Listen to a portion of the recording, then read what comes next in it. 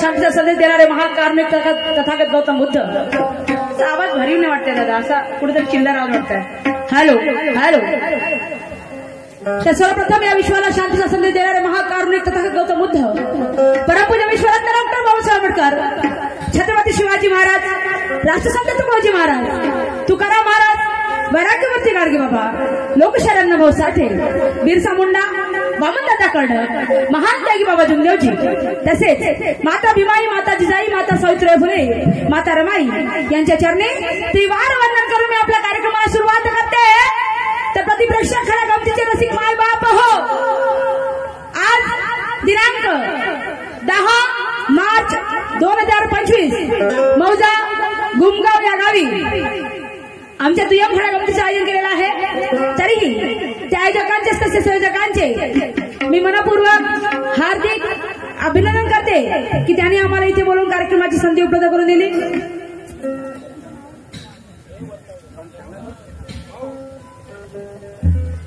आणि एवढे बोलून मी माझ्या पार्टीचा अल्पशा परिचय देते. राष्ट्रीय आधार कला पथक निळा निशाण, राष्ट्रीय आधार कला पथक निळा निशाण शाहिरा सुरमाताई बारसागडे, साथी शेखरबाबू घोडके, तसेच आमचे व्यंजन मास्टर प्रकाशजी वाडके, आमचे ढोलक मास्टर सुनील भाऊ खडसे, आमचे नक्कलकार सुधीर दादा लांजेवार, आमचे सूर मास्टर रंगरावजी बोरकर, आमचे नर्तक अश्वजित आणि अक्षय, आमचे कोरस मास्टर सुप्रसादजी बारसागडे, मुक्काम कानपाट, तहसील नागपूर, जिल्हा चंद्रपूर. या संपूर्ण पार्टी सहित मी तुमच्या समोर झाले बांधवानो. म्हणतात ना, मनुष्य हा चुकीचा पुत्र आहे, मनुष्याच्या हातूनच चुका होत असतात. या शारीरिक क्षेत्राचा मला खूप काय मोठा अनुभव नाही, तरीही तुम्हा सर्वांच्या आशीर्वादाने आणि माझ्या पार्टीच्या सहकार्याने आमच्यावर कार्यक्रमाचा भरघोसा वर्षा होत असतो. माझे मायबाप होऊ शकते आमच्या बोलण्यातून, आमच्या गायनातून, आमच्या प्रबोधनातून काही चुका झाल्यास मला तुमची मुलगी, तुमची बहीण समजून माझी चूक तुम्ही तुमच्या पदरात घ्याल आणि सरते शेवटी ती चूक तुम्ही आमच्या निदर्शनाला द्याल, जेणेकरून ती आम्ही सुधारू शकेल. एवढे बोलून मी माझ्या कार्यक्रमाला सुरुवात करते. जय हिंद, जय भारत, जय गुरु परशुराम, जय ज्ञानेश्वर.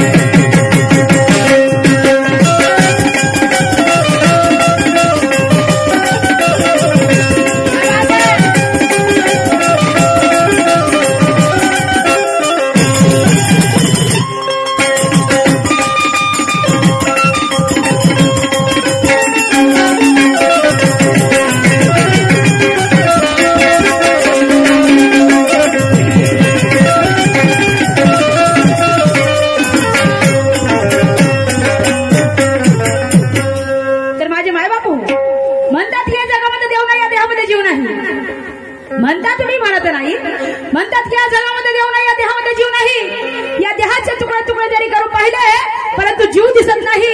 पण तसं नाही माझे मायबाप. अल्लाह खुदा ईश्वर परमेश्वर, अल्लाह खुदा ईश्वर परमेश्वर अशी कोणती ना कोणती शक्ती जरी या धरतीवर नसती तर दिवसाची रात्र झाली नसती. चंद्राने 15 दिवसामध्ये 15 कला दाखवल्या नसत्या आणि 16व्या दिवशी तो 16व्या कलेचा धनी झाला नसता. आणि म्हणून एक भाविक भक्त मंदिरामध्ये जाऊन आपल्या देवाचे नामस्मरण कसं काय करतो, पूजन कसं काय करतो, त्याचप्रमाणे मी सुद्धा माझ्या आराध्य देवतानुसार माझ्या गणाचं पूजन कसं काय करते. बांधवानो, जरा एक शब्दाकडे लक्ष द्यावं.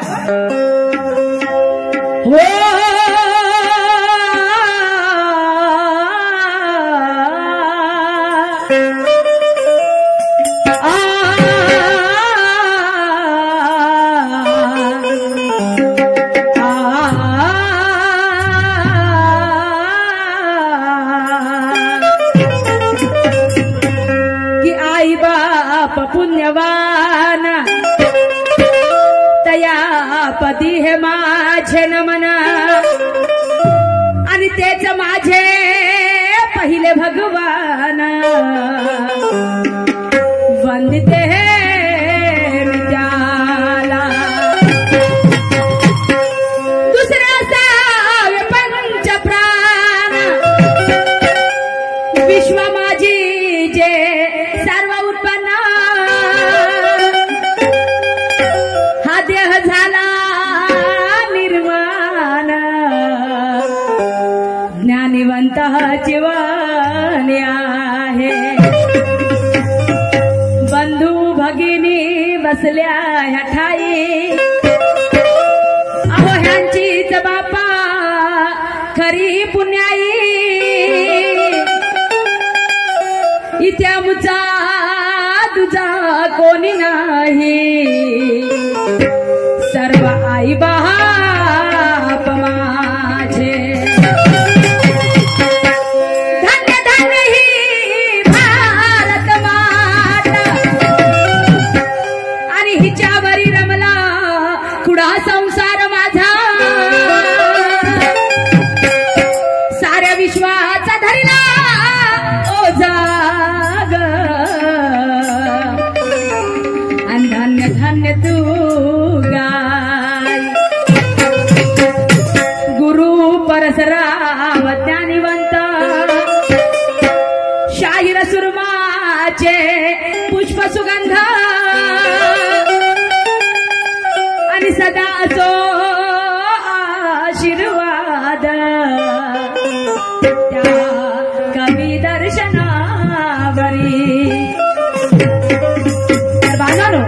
हवा पाणी पृथ्वी अग्नी हवा पाणी पृथ्वी अग्नी जर वेळा काळाने एकत्र आली नसती तर या धरतीवर जीव जंतू सजीव पद झाले नसते आणि म्हणून या भारत देशाचं राष्ट्रगीत आहे जन गण मन अधिनायक जय है या भारत देशाचं राष्ट्रगीत आहे जन गण मन अधिनायक जय है जन म्हणजे लोक आणि गण म्हणजे समुदाय जन म्हणजे लोक आणि गण म्हणजे समुदाय त्याचं सभी करता त्याचं नाव आहे गण आणि म्हणून माझे वस्ताद म्हणायचे की जपी तपी संन्यासी थकले जपी तपी संन्यासी थकले नखाच्या चुमरी वळल्या त्याच्या जमिनीत गळल्या ज्याचा अंतच लागला नाही त्याचा विचार गण तुझी माझा गण तुमच्या समोर सादर करते बांधवानो जरा एक शब्दाकडे लक्ष द्यावं एक फिल्म गीताची तरफ मी माझ्या गाण्यासाठी निवडलेली आहे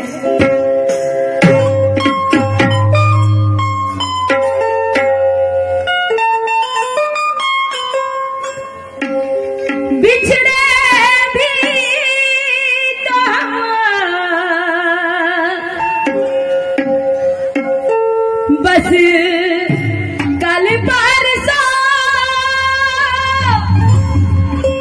जीऊंगी मैं कैसे इस हाल में बरसों मौत आई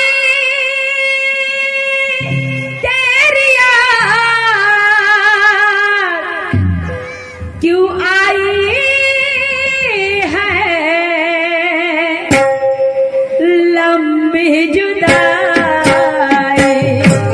4 दिनों का प्यारा हो रब्बा बड़ी लंबी जुदाई लंबी जुदाई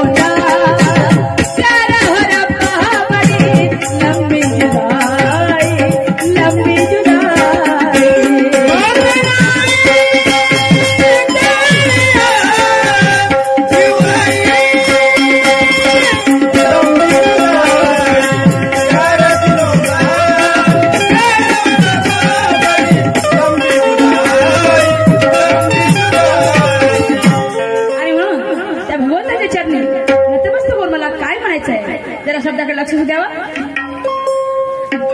कब से खड़े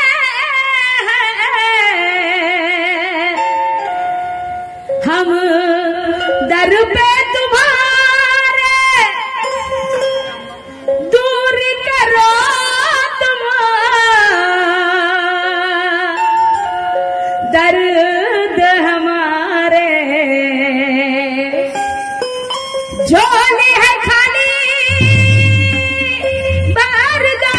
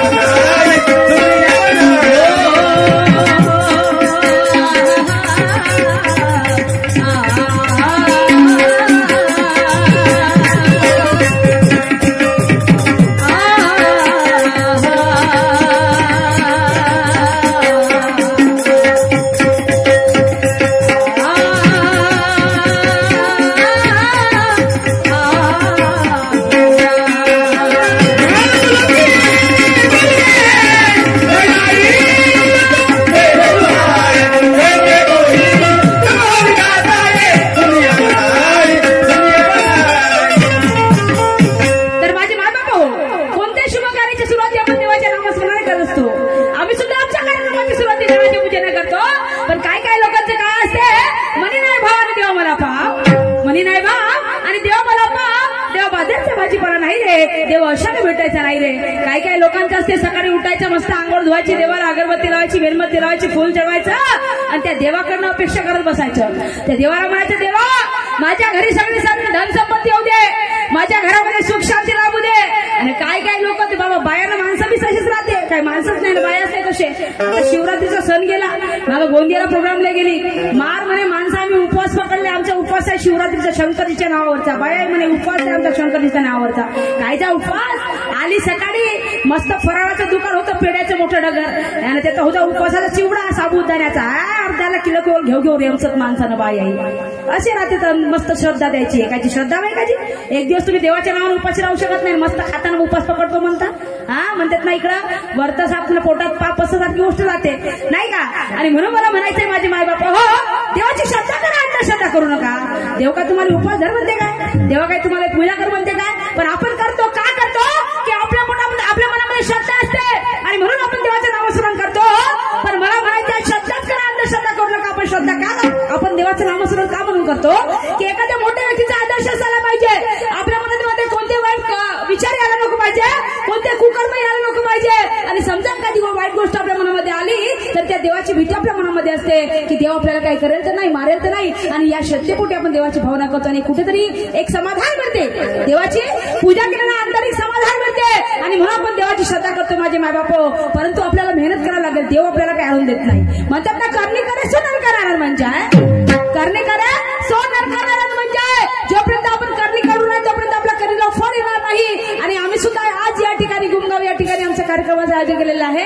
तर या ठिकाणी आम्ही आमचं कार्यक्रम सादरीकरण करू तेव्हा आमचा कार्यक्रम सुंदर होईल आणि आमची सुद्धा श्रद्धा असल्यामुळे त्या भगवंताच्या चरणी नतमस्तक होऊन मला काय म्हणायचं आहे श्रद्धा लक्ष द्यावा.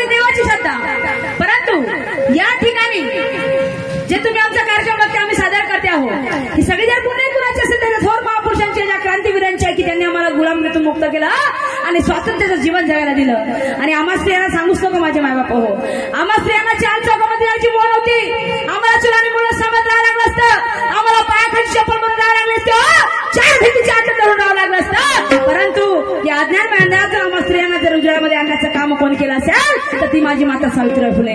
महात्मा ज्योतिबा फुले म्हणायचं आहे त्या सावित्री महात्मा ज्योतिबा फुले स्त्री शिक्षणाचं महत्व पटवून दिलं नसतं, स्त्रियांना शाळा शिकवलं नसतं तर आम्ही स्त्रिया सांगपटला कुठे अवश्य झाला असतो. म्हणतात ना, जेव्हा सावित्रीबाई फुले स्त्रियांना शिक्षण शिकवायला जायची तर गावातील लोक तिला दगडशेड विटाकडून फेकून मारायचे, पण त्या माझ्या मायमाऊलीने हार मानली नाही. का हार मानली नाही? की तिला माहित होतं की आज जर मी दगडशेड विटाकडून त्यांचा मार खाईन पण उद्या माझ्या स्त्री ह्या उच्च शिक्षित पदावर जातील. आणि खरोखरच माझे मायबाप हो, आज प्रत्येक क्षेत्रामध्ये स्त्री ही अव्वल क्रमांकावर आहे. म्हणतात ना, या देशाचा कारभार सांभाळते आमची राष्ट्रपती द्रौपदीताई मुर्मू, त्याआधी झाली आमची राष्ट्रपती प्रतिभाताई पाटील, पंतप्रधान इंदिराताई गांधी. आणि म्हणायचंय माझे मायबाप हो, आज प्रत्येक गावामध्ये सरपंचाची संख्या स्त्रियांची आहे, सदस्यांची संख्या स्त्रियांची आहे. म्हणतात ना, पंतप्रधान काय, राष्ट्रपती, आमदार, खासदार, टीचर काय, वकील काय, डॉक्टर काय, लेक्चर काय, IPS काय, कलेक्टर काय, अरे एसटीचा ड्रायव्हर काय, कंडक्टर काय. आणि आम्ही स्त्रिया हातामध्ये चंदन शायरी करायला लागलो माझे मायबाप हो. ही सगळी जर पुण्य कोणाची असेल तर त्या सावित्रीबाई फुलेंची आहे, त्या महात्मा ज्योतिबा फुलेंची आहे. अरे डॉक्टर बाबासाहेब आंबेडकरांनी स्त्रियांनी पुरुषांना समानतेचा अधिकार दिला नसता तर आम्ही स्त्रिया किंवा पुरुषांच्या खांद्याशी लढू शकलो नसतो. ही सगळी पुण्य त्या महामानवाची आहे. आणि म्हणून ज्याच्या थोर महापुरुषांनी या देशासाठी आपल्या जीवाची आहुती दिली, आपले प्राणपणाला लावले, आपले रक्त सांडवले, त्या तमाम थोर महापुरुषांच्या चरणी, त्या क्रांतीवीरांच्या चरणी, त्या महामानवाच्या चरणी नतमस्तक होऊन मला काय म्हणायचं आहे शब्दाकडे लक्ष द्यावा.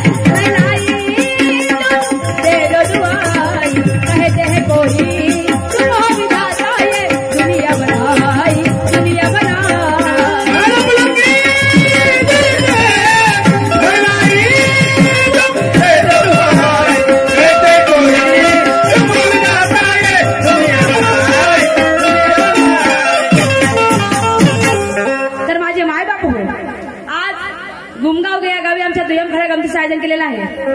त्या आयोजकांची स्तरी संयोजकांची आणि आमचे दादा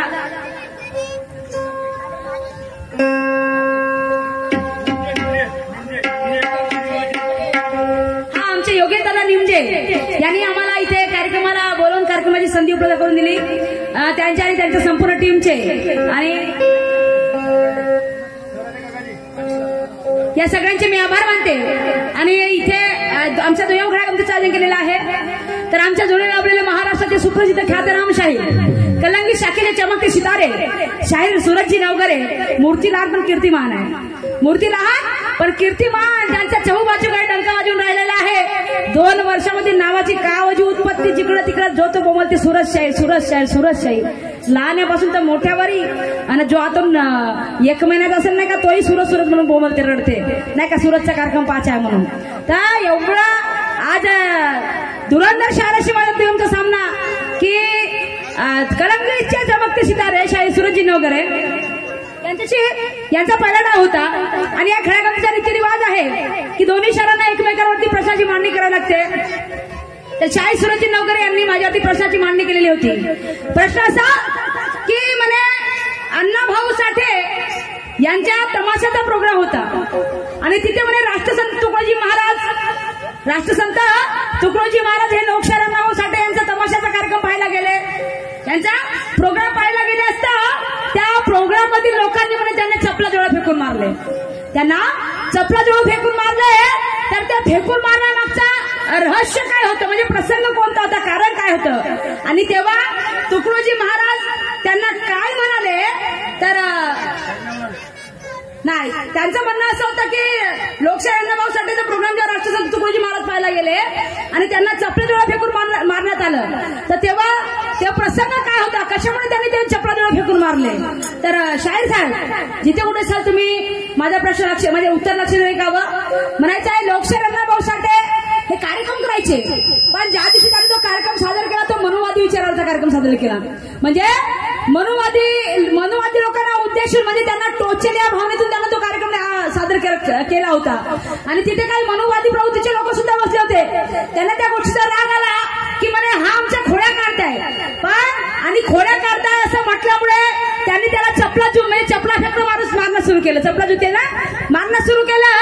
आणि पुन्हा याचं एक कारण आहे शाहीर साहेब की जेव्हा लोकशाहीर अण्णाभाऊ साठे कोणती जेव्हा ऍक्टिंग करायचे, जेव्हा ते कलाकारी करायचे, ऍक्टिंग करायचे तेव्हा त्यांना म्हणजे ते हुबेहूब ऍक्टिंग करायचे. म्हणजे एखादे कोणत्याही रोल मध्ये ते जर गेले कोणा आईचा म्हणा, म्हणजे कोणा भावाचा म्हणा, कोणा बापाचा म्हणा किंवा कोणत्या पागलाचा वगैरे असं जर ते ऍक्टिंग मध्ये जेव्हा रोल करायचे तर ते रोल हुबेहूब करायचे की लोकांना असं वाटायचे की हा खरखुरच पागल आहे, हा खरखुराचा बेवडा आहे असं आणि दरोडेखोर आहे असं त्यांना वाटायचं. आणि म्हणून त्या लोकांनी तो प्रसंग पाहिला आणि त्या मनुवादी लोकांना म्हणजे असं त्याच्यामधून टोचूनही बोललं गेलं होतं. तर त्या दोन्ही प्रसंगामुळे त्यांना असं वाटलं की नाही बाबा आपल्याला टोचून बोलते आणि काय काय लोकांना वाटलं हा खरोखर ऍक्टिंग करताय म्हणजे खरोखरच असं दरोडेखोर आहे बा. आणि म्हणून त्या लोकांनी त्याला चपला जुते फेकून मारले. तेव्हा तुकडोजी महाराज त्यांना समजावायला लागले की नाही ही कलाकारी आहे, ही ऍक्टिंग आहे आणि यामध्ये असं प्रत्येकाला करून दाखवावं लागते. म्हणजे ही कलाकारीमध्ये जसं हुबेहूब रोल करून दाखवावा लागतो. आणि हे जे बोलतायत तर लोकशाहीर अण्णाभाऊ साठे हे बरोबर तंतोतंत बोलतायत की मनुवादी लोक आपल्यासोबत असा प्रवृत्तीचा म्हणजे असा विचार करतात, आपल्यासोबत अशी खिलवाड करतात आणि म्हणून ते आपल्याला आपल्या कलेमधून सादर करून दाखवत आहेत. हे राष्ट्रसंत तुकडोजी महाराज असे जे शब्द बोलले हे तुमच्या प्रश्नात उत्तर आहे शाहीर साहेब. कारण मी काय सांगतो मी पण जेव्हा स्वतः ऍक्टिंग करायची ना तेव्हा मला पागलचा रोल होता आई नाटकामध्ये, छळ नाटकामध्ये. आणि जेव्हा मी पागलचा रोल करायची लोक मला दगड ठोकून मारायचे. तर तशाप्रमाणे त्याची हालत होती. शाहीर साहेब हे तुमच्या प्रश्नाचं उत्तर आहे. पण माझा तुम्हाला एक प्रश्न आहे, एक असा प्रश्न आहे की अशी एक अल्पवयीन मुलगी होती भारतीय अशी एक अल्पवयीन मुलगी होती की त्या मुलीने राणी व्हिक्टोरियाला एक पत्र लिहिलं होतं. भारतातील एक अल्पवयीन मुलगी होती आणि त्या अल्पवयीन मुलीने राणी व्हिक्टोरियाला एक पत्र लिहिलं आणि त्या पत्रामध्ये तिने आपल्या समस्या मांडलेल्या होत्या. तर शाहीर साहेब मला आणि ती मुलगी एका गुरुची शिष्य सुद्धा होती. तर शाहीर सुरजी नवकरे मला एवढंच विचारायचं आहे की त्या मुलीचं नाव काय, अल्पवयीन मुलीचं, आणि तिने राणी व्हिक्टोरियाला पत्र लिहिलं तर त्या पत्राचा मजकूर काय होता, पत्राचा मजकूर काय होता आणि तिचा गुरु कोण, त्या मुलीचा गुरु कोण हे तुम्हाला तुमच्या राऊंड मध्ये सांगायचं आहे. आणि म्हणून मला समोर काय म्हणायचं आहे लक्ष द्या का वा.